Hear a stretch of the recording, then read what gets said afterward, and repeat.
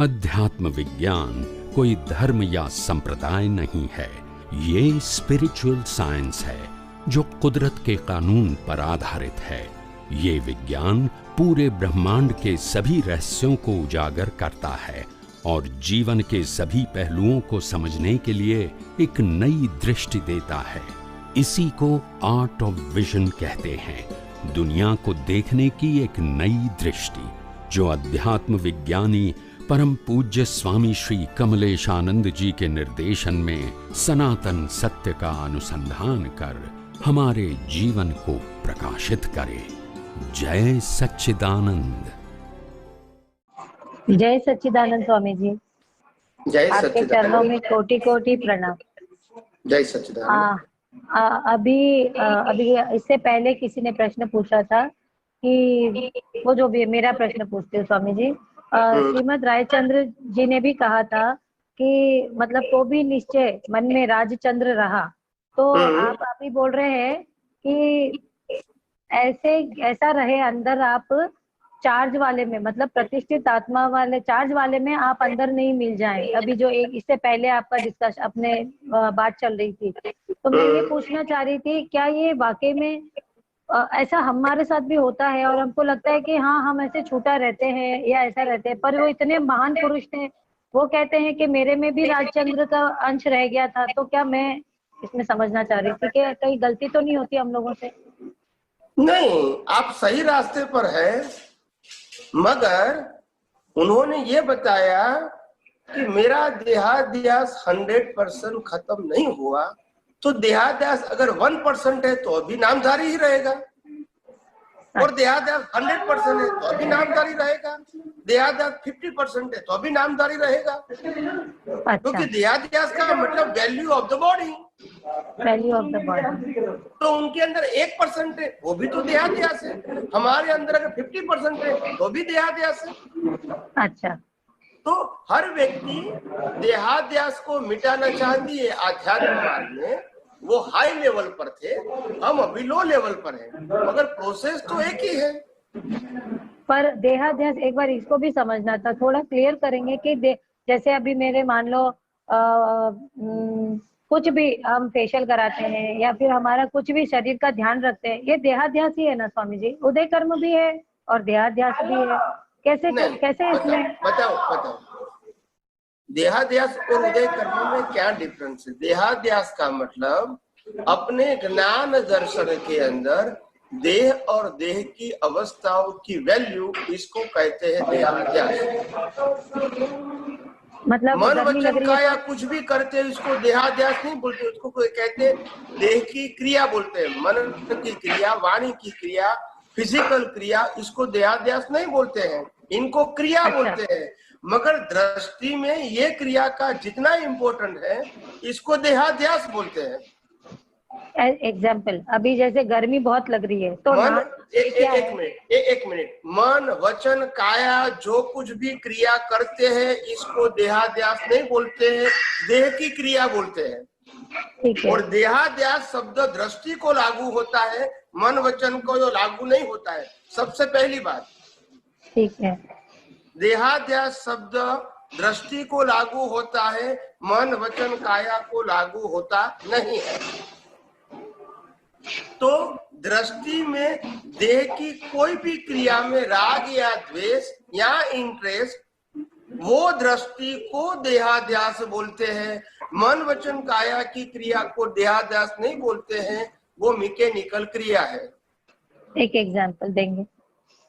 जैसे मैं खाना खाता हूं और खाना खाते समय मेरे को कोई खाने की चीज पसंद आ गई, तो मेरे अंदर जो मेरा प्रतिष्ठित आत्मा है वो भाव करता है कि खाने में आनंद आता है और ऐसी चीज मेरे को बार बार मिले।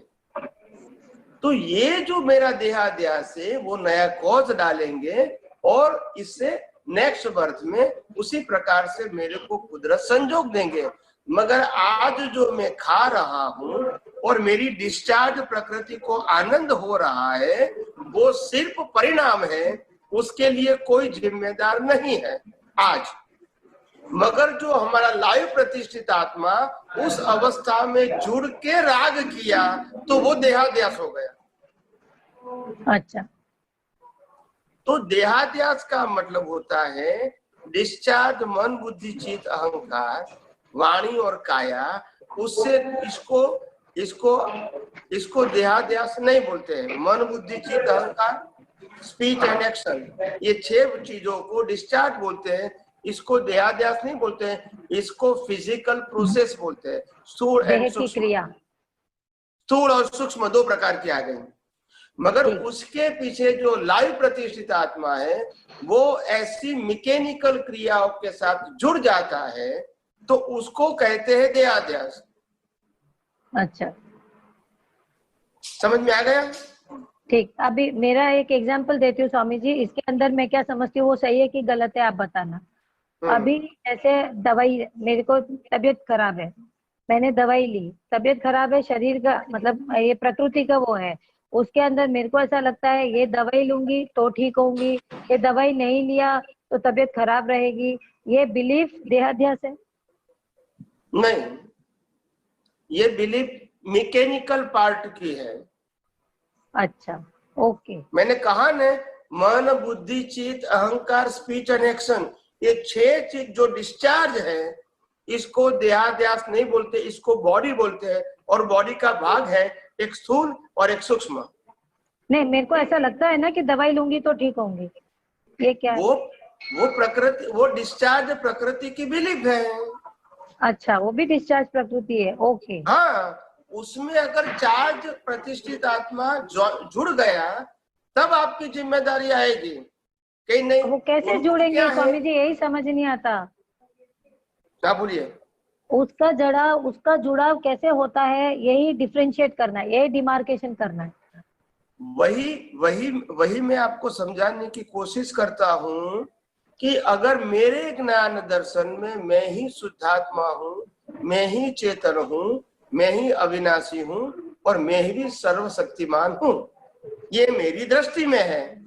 और ये मन वचन काया और सभी अवस्थाएं वो कुदरती रचना है, ये मेरे पास दृष्टि है, ये ज्ञान भी है और दर्शन भी है। ठीक है, अभी दर्शन क्या कहता है कि प्रकृति को क्या क्या होता है, वो उदय कर्म है या कुदरती रचना है। ठीक है, ठीक। मगर इससे मेरे आत्मा में जो सुख दुख की बात है, तो आत्मा में तो सुख या दुख की कमी होने वाली नहीं है। मगर मेरे को देह में जितनी प्रीति होगी लाइव प्रतिष्ठित आत्मा को, इतना वो उसकी वैल्यू करेंगी देह की अवस्था की। अगर वो कहेंगे कि भैया ऐसी अवस्था को मैं सिर्फ देखने वाला और जानने वाला हूं, तो इसको देहाध्यास नहीं कहेंगे। अच्छा, भले प्रकृति अपनी प्रकृति को बचाने के लिए अंदर से दवा करे, डॉक्टर के पास जाए, हॉस्पिटल में एडमिट होवे, सब कुछ प्रयास करे, प्रयास से कोई देहाध्यास नहीं बढ़ता, वो तो देह की क्रिया है। ओके। देहाध्यास कितनो बोलते हैं, प्रतिष्ठित आत्मा देह की प्रक्रिया में जुड़ जाना, वो देहाध्यास है। और जुड़ गया मतलब उन्होंने आत्मा की वैल्यू कम कर दी, इसीलिए जुड़ गया। अभी नहीं समझे? अभी मैं बताती हूँ मेरे को कितना समझ में आया, आप बताना सही है कि गलत है। जैसे आप ये कहना चाह रहे हैं कि आपकी दृष्टि में प्रायोरिटी क्या है, यही बात हुई ना? प्रायोरिटी मतलब महत्व किसको है मेरी दृष्टि में? प्रायोरिटी आपको मन वचन काया में है या आत्मा में? हाँ, बस यही समझा रहे ना आप। उसी के हिसाब से आपका ज्ञान दर्शन अभी लाइव है। ओके। अगर आपकी प्रायोरिटी प्रकृति है तो आपको देहाध्यास है। देहाध्यास, राइट। भले प्रकृति कुछ भी नहीं करती है, मगर आपको प्रकृति में वैल्यू, प्रकृति की वैल्यू है, तो आपको में देहाध्यास है। प्रकृति कुछ भी नहीं करती है, बैठी है आंखें बंद के, फिर भी अब समझ में आ गया कि जब मन वचन काया की वैल्यू आपकी दृष्टि में है, वही तो देहाध्यास है। तो मन वचन काया क्या करता है, वो देहाध्यास नहीं, वो फिजिकल क्रिया है। क्रिया अलग चीज है। देहाध्यास पहले आप सिंपल आपके दिमाग में सेट कर दो, देहाध्यास वो दृष्टि का विषय है, मन वचन काया की क्रिया का विषय नहीं है। ये पहले पक्का कर दो। Don't create the confusion. ठीक है। और जब मैंने मन बोला तो मन बुद्धि चित्त अहंकार चारों आ गया, तो वो भी देहाध्यास नहीं, वो देह की क्रिया है। ओके। और विचार भी दृष्टि क्रिया की बात करता हूं तब लाइव प्रतिष्ठित आत्मा आ गया। उसमें देह की वैल्यू है, देह की अवस्था की वैल्यू है। इसको, इस दृष्टि को देहाध्यास बोलते हैं, क्रिया को देहाध्यास नहीं बोलते हैं। समझ में। जय सच्चिदानंद। जय सच्चिदानंद।